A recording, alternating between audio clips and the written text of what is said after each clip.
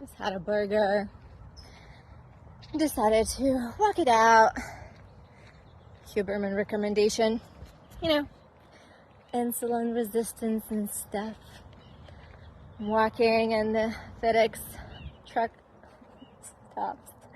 And the guy asked me from the other side of the street, "Are you single?"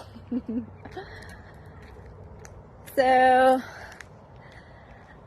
you know, I've been calling in a man in my life. So I decided to, you know, say, yeah, I'm single. He wanted to get my number to take me out to dinner. So I gave it to him. And then I continued. He stops again to ask me what I like to eat. So I said I'm carnivore. So he said, so like salads and vegetables? And I was like, nope, don't eat any of that. Steaks, burgers, butter, eggs. That's my diet.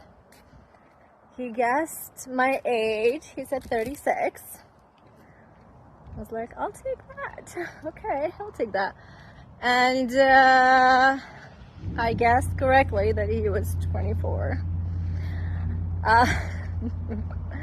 Quite much younger than me.